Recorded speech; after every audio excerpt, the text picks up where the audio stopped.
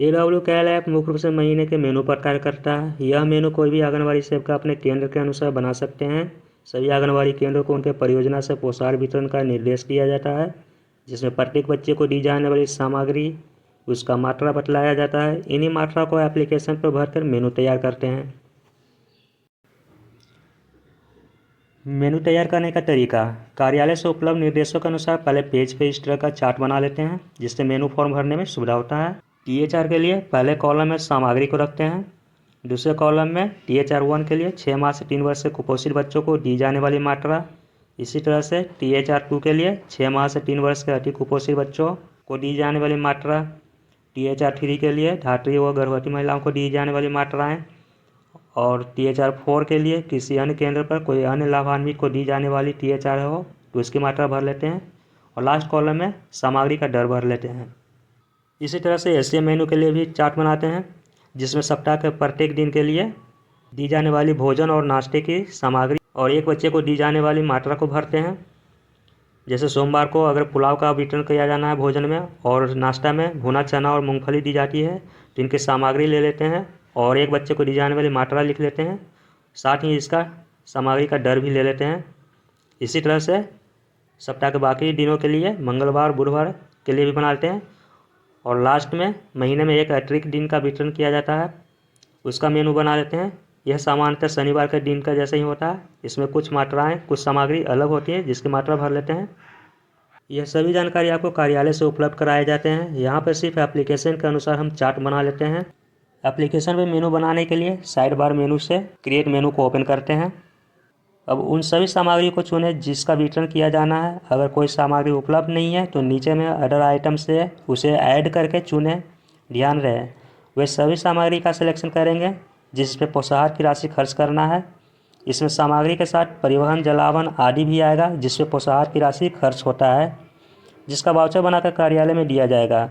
सभी सामग्री का सिलेक्शन करने के बाद ओके बटन को क्लिक करेंगे तो यहाँ पर हम सामग्री का सिलेक्शन करते हैं मेनू बनाने के लिए। अगर कोई सामग्री उपलब्ध नहीं है तो नीचे में अदर आइटम बटन से हम इसे ऐड कर लेंगे। पहले यहाँ से ऐड कर लेंगे और इसमें भी कोई आइटम नहीं उपलब्ध हो तो न्यू आइटम उसे जोड़ देंगे और उसका यूनिट दे करके ऐड करेंगे। ऐड करने के बाद वो आइटम पहले वेरीफाई किया जाएगा, उसके बाद आप उसका इस्तेमाल कर सकते हैं। सो इसके लिए आपको थोड़ा 1-2 दिन वेट करना पड़ेगा। अगर किसी सामग्री का किसी माह वितरण नहीं करना है तो उसे छोड़ देंगे। जैसे कि अगर इस महीने में अंडे का वितरण नहीं करना है तो इसका सिलेक्शन नहीं करेंगे, इसे छोड़ देंगे। सभी आइटम का सिलेक्शन होने के बाद यहाँ पर परचेज आइटम लिस्ट में उनका लिस्ट आ जाएगा। इसके बाद हम ओके बटन पर जाएंगे। अब 3 फॉर्म खुलेगा, परचेज आइटम फॉर्म, SCM मेनू फॉर्म और THR मेनू फॉर्म। परचेज आइटम फॉर्म में विड्रॉल डेट, निकासी का दिन, क्रय डेट, खरीदारी का दिन और अमाउंट, क्रय की गई राशि को भरते हैं। इसके बाद सभी सामग्री का रेट भर लेते हैं जो कार्यालय से उपलब्ध कराया जाता है, जिसे हम चार्ट में लास्ट कॉलम पे भरे हुए हैं। वहाँ से देखकर सभी सामग्री का हम रेट भरेंगे। पहले तो रेट भर लेते हैं।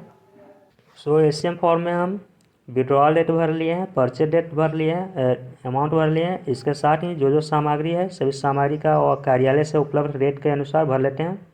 अगर किसी सामग्री का रेट उपलब्ध नहीं हो तो उसमें हम 1 भरते हैं। जैसे कि जलावन, इसका रेट नहीं दिया जाएगा तो इसमें 1 भरेंगे। भुनाई, इसका रेट नहीं होगा तो इस पर 1 भरेंगे। परिवहन का भी 1 भरेंगे। इस फॉर्म का शेष पार्ट हम लास्ट में पूरा करेंगे। अब हम चलते हैं SCM फॉर्म को भरने में। SCM फॉर्म का 2 भाग है। पहला भाग में सप्ताह के 6 दिनों और एक अतिरिक्त दिन बनने वाले भोजन के लिए साप्ताहिक मेनू, और दूसरा होगा एडवांस ऑप्शन पे साप्ताहिक मेनू का नाम और दिनों की संख्या भरना होता है। तो पहले साप्ताहिक मेनू को भर लेते हैं।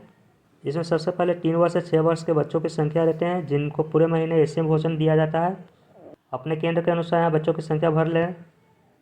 अब उन सामग्री को ऐड बटन से जोड़ें जिस पे SCM का वितरण करना है। इसमें सुबह का नाश्ता एवं पका भोजन का सामग्री आएगा।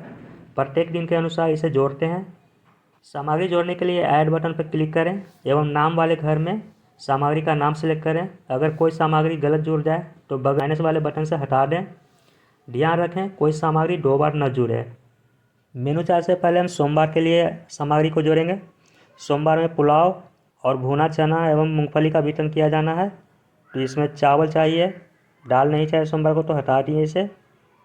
जलावन लास्ट में जोड़ेंगे, इसे हटा दिए। अंडा लास्ट में जोड़ेंगे, इसे हटा दिए। सोमवार को चावल चाहिए। सेकंड में चना चाहिए, तो चना को यहाँ पे हम ऐड करके और चना सेलेक्ट करेंगे। इसके बाद हरा सब्जी चाहिए, तो पहले कॉलम ऐड करेंगे, इसके बाद हरा सब्जी को यहाँ पे सिलेक्ट करेंगे। हरी सब्जी। सोमवार को तेल दिया जाता है, कॉलम को ऐड करके तेल सेलेक्ट करेंगे। नाश्ता में चना दिया जाता है, तो चना ऐड हो चुका है, तो चना को फिर से ऐड नहीं करेंगे। मूंगफली दिया जाता है, तो कॉलम ऐड करके मूंगफली को सिलेक्ट करेंगे। तो सोमवार के मेनू के अनुसार हम सामग्री को जोड़ लिया। अब इसी तरह से मंगलवार के लिए देखेंगे। तो मंगलवार को अगर हम आलू चना सब्जी वितरण करते हैं और नाश्ता में फल या दूध देते हैं तो इसे जोड़ेंगे। तो कॉलम ऐड करके हम इसे पहले चावल जुड़ा हुआ है, चना जुड़ा हुआ है, आलू नहीं है तो आलू का सिलेक्शन करेंगे। इसका मौसमी फल दिया जाता है, मौसमी फल को जोड़ लिए। बुधवार के लिए इसी तरह से जोड़ेंगे। सोयाबीन सब्जी और चावल दिया जाता है एवं नाश्ता में अंकुरित चना और गुड़ दिया जाता है, तो इनकी सामग्री जोड़ेंगे। इसी तरह से सप्ताह के अन्य दिनों के लिए हम सामग्री को जोड़ेंगे। सोमवार का जुड़ चुका है, मंगलवार का जोड़ चुके हैं। बुधवार के लिए जो सामग्री का वितरण किया जाना है उसे जोड़ेंगे गुरुवार के लिए, और उसी तरह से शुक्रवार एवं शनिवार के लिए। लास्ट में एक एक्स्ट्रा कॉलम होता है, यहाँ पे जो लास्ट में सैटरडे के बाद EX जो एक्स्ट्रा कॉलम है, इसमें एक्स्ट्रा दिन के लिए जो सामग्री का वितरण किया जाएगा उसे जोड़ लेंगे। तो सभी सामग्री को जोड़ने के बाद हम मेनू पर लौटते हैं। इस तरह सप्ताह के सभी दिन दिए जाने वाले SM सामग्री को जोड़ने के बाद अब प्रतिदिन एक बच्चे को दिए जाने वाली मात्रा भरेंगे। जैसे सोमवार को अगर पुलाव का वितरण करना है तो पुलाव में उपयोग होने वाले सभी सामग्री में एक बच्चे को दिए जाने वाली मात्रा भरेंगे। अगर कोई सामग्री नाश्ता एवं भोजन दोनों में वितरण किया जाए तो उस सामग्री को जोड़कर भरेंगे। इस तरह सप्ताह के सभी दिन वितरण किए जाने वाले भोजन में एक बच्चे को दी जाने वाली मात्रा भरते हैं। अब हम चार्ट को देखते हैं। सोमवार को पुलाव का वितरण करना है, जिसमें चावल एक बच्चे को 70 ग्राम, चना एक बच्चे को 20 ग्राम, हरी सब्जी 25 ग्राम, तेल 5 ग्राम है एवं नाश्ता के लिए भी चना 20 ग्राम है और मूंगफली 15 ग्राम है। तो चना का जो मात्रा भरेंगे सोमवार के लिए, उसमें 20 ग्राम नाश्ता का और 20 ग्राम भोजन का दोनों जोड़ लेंगे और 40 ग्राम भरेंगे। इसे हम भरते हैं मेनू पे। चावल हमने 70 ग्राम भर लिया, चना को हम 40 ग्राम भरेंगे, हरी सब्जी हम 25 ग्राम भरेंगे, तेल को हम 5 ग्राम भरेंगे और मूंगफली को हम 15 ग्राम भरेंगे। सोमवार के लिए हमारा वितरण हो चुका है। अब इसी तरह से मंगलवार के लिए भरेंगे। मंगलवार के लिए चार्ट को देख लेते हैं। मंगलवार को हम देखते हैं तो मंगलवार के मेनू में आलू चना सब्जी है, वह दूध और फल नाश्ता के लिए है। तो इसकी सामग्री चना, चावल, आलू, दूध एवं मौसमी फल है। इसकी मात्रा को भरते हैं। तो SCM फॉर्म पे चलते हैं, मेनू पे चलते हैं। मंगलवार को चावल 70 ग्राम देना है। इसके बाद चना देना है 25 ग्राम, तो चना को 25 ग्राम भरेंगे। इसके बाद आलू का वितरण करना 60 ग्राम, तो आलू वाले कॉलम में हम जाएंगे, यहाँ पे 60 ग्राम भरेंगे। मौसमी फल 13 ग्राम। मंगलवार की मात्रा हम भर लिए। अब बुधवार के लिए देखेंगे तो चार्ट पे चलते हैं। बुधवार के लिए चावल, सोयाबीन, प्याज, टमाटर, तेल, चना एवं गुड़ भरना है। तो इनकी मात्रा को बुधवार वाले कॉलम में भरेंगे। मेनू फॉर्म पे आते हैं। बुधवार को चावल 60 ग्राम, सोयाबीन 20 ग्राम देना है। सोयाबीन वाले कॉलम में आएंगे 20 ग्राम। प्याज टमाटर देना है 25 ग्राम, प्याज टमाटर पे जाते हैं 25 ग्राम। तेल फिर इसमें 5 ग्राम देना है, तो तेल वाले कॉलम में 5 ग्राम भरेंगे बुधवार को। वेडनेसडे को 5 ग्राम। चना 25 ग्राम है, चना 25 ग्राम। यहाँ देखिए मंगलवार को गलत भर लिया हूँ, 24 ग्राम भर जाऊँ, इसे काट कर 25 ग्राम करेंगे। मंगलवार को भी चना 25 ग्राम दिया जाता है। बुधवार को फिर गुड़ का वितरण किया जाता है, तो गुड़ पे आएंगे। गुड़ हम 20 ग्राम का वितरण करते हैं एक बच्चे को, तो 20 ग्राम यहाँ भरेंगे। अब इस तरह से बुधवार का हो गया। अब गुरुवार थर्सडे को भरेंगे। थर्सडे के लिए चार्ट देखते हैं। तो गुरुवार में चावल, गुड़, मूंगफली एवं दूध का वितरण करना है। चावल 60 ग्राम, गुड़ 30 ग्राम, मूंगफली 15 ग्राम और दूध पाउडर 12 ग्राम देना है। इसे भर लेते हैं। थर्सडे को चावल 60 ग्राम है,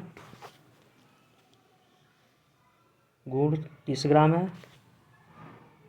थर्सडे को गुड़ 30 ग्राम भरेंगे। मूंगफली 15 ग्राम है, मूंगफली में आएंगे 15 ग्राम एंड मौसमी फल 13 ग्राम है, मौसमी फल 13 ग्राम। इस तरह से हम बाकी का दिनों का भर लेते हैं। उसके बाद मेनू पर लौटते हैं। इस तरह से एससीएम मेनू पर सभी दिनों के लिए सामग्री का प्रति बच्चा मात्रा भरते हैं। अगर आपने चार्ट सही से बना रखा है तो मेनू आसानी से भर पाएंगे। जिस सामग्री का प्रति बच्चा मात्रा दिया गया है उसे उतना ही भरेंगे, लेकिन जिसका प्रति बच्चा मात्रा नहीं दिया जाए उसे प्रति बच्चा निकाल कर भरेंगे। पोषाहार में 3 प्रकार का सामग्री दिया जाता है, ग्राम में, पैसा में और पीस में। ग्राम में दशमलव के बाद 3 अंक आते हैं, पैसा में दशमलव के बाद 2 अंक रहते हैं और पीस वाले सामग्री में दशमलव नहीं आएगा।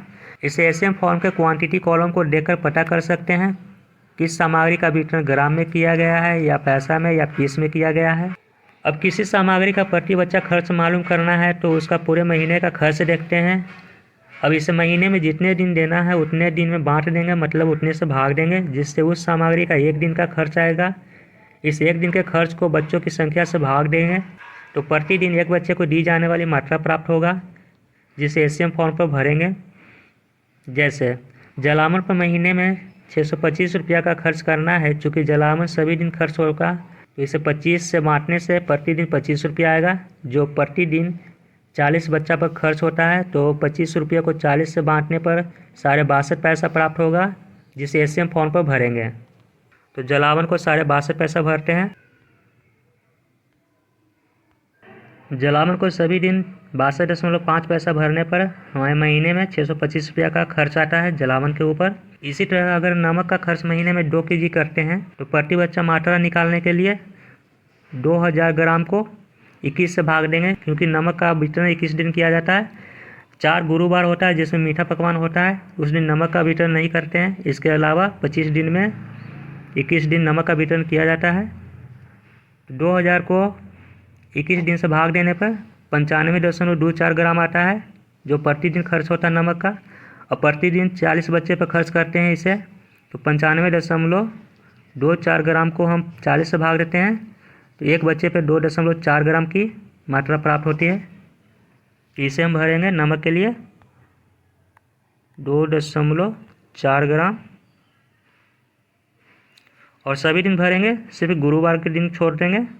इसे भरते हैं। गुरुवार को छोड़ सभी दिन नमक पर प्रति बच्चा 2.4 ग्राम भरने से महीने में 2 किलो 16 ग्राम नमक का खर्च आता है। लेकिन हमें नमक पर 2 kg खर्च करना है तो किसी एक दिन नमक में थोड़ी मात्रा कम करेंगे, जिससे पूरे महीने में एससीएम पर 2 kg नमक का खर्च हो जाए।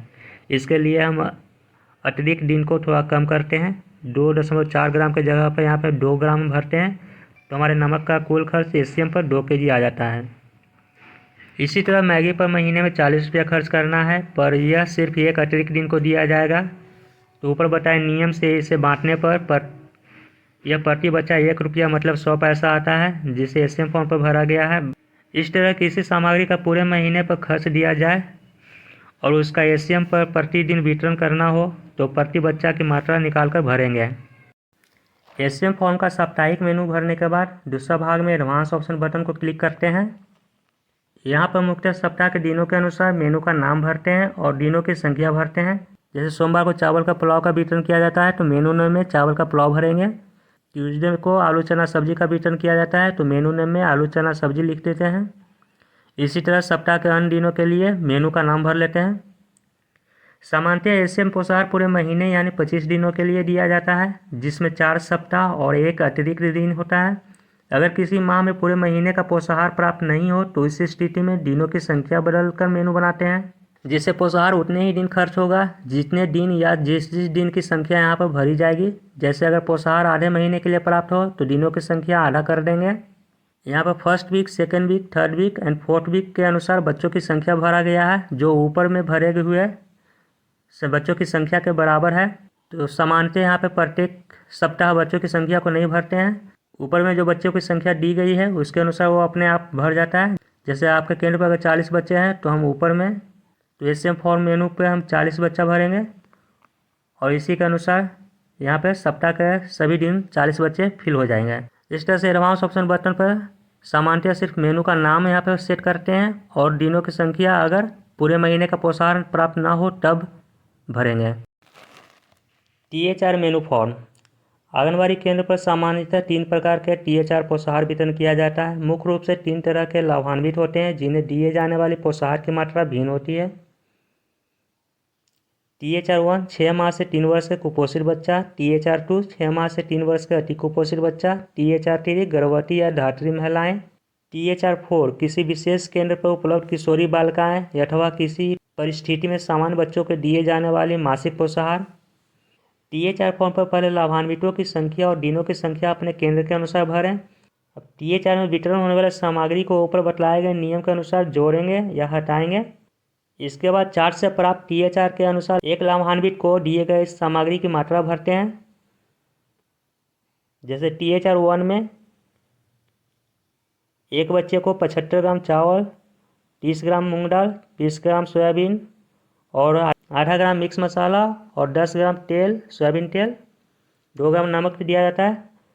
तो मेनू फॉर्म पे THR1 में उस मात्रा को भरेंगे। इसी तरह THR2 मात्रा को भरेंगे, THR3 मात्रा को भरेंगे। अगर आपके केंद्र पर THR4 का वितरण किया जाता है तो उसे भर लेंगे। इस तरह से हम THR मेनू को भरेंगे। HCM और THR फॉर्म भरने के बाद परचेज आइटम फॉर्म के शेष भाग को पूरा करते हैं। परचेज आइटम फॉर्म पर सामग्री के रेट और क्वांटिटी को हम बदल सकते हैं, लेकिन जो रेट कार्यालय से प्राप्त है उसे नहीं बदलेंगे। इसलिए जो सामग्री की मात्रा HCM या THR फॉर्म पर भरा गया है और उसकी क्वांटिटी एप्लीकेशन द्वारा कैलकुलेट हुआ है, इसे बदलने का एक नियम है। हम कैलकुलेट किए गए क्वांटिटी की मात्रा को बढ़ा नहीं सकते हैं, मतलब बदल नहीं सकते हैं, क्योंकि यह मात्रा लाभान्वित की संख्या और दिनों की संख्या के अनुसार कैलकुलेट हो चुका है। तो इसे कम करने पर उस सामग्री का शेष मात्रा टेबल के ऊपर जुड़ जाएगा जिस पे कॉस्ट नहीं आता है।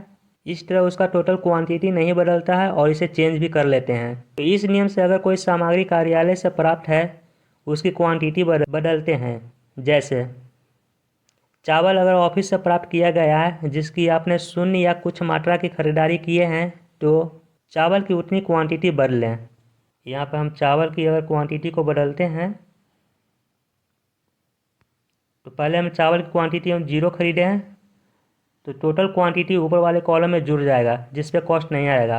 लेकिन अगर कुछ क्वांटिटी हम यहाँ पे खरीदे हुए हैं, मान लिया जाए 50 kg क्वांटिटी हमने खरीदारी किया है तो 50 यहाँ पे भरने पे 50 kg पे हमारा कॉस्ट लगेगा, लेकिन वो 50 kg ऊपर वाले जो ऑफिस से प्राप्त है उसमें से घट जाएंगे।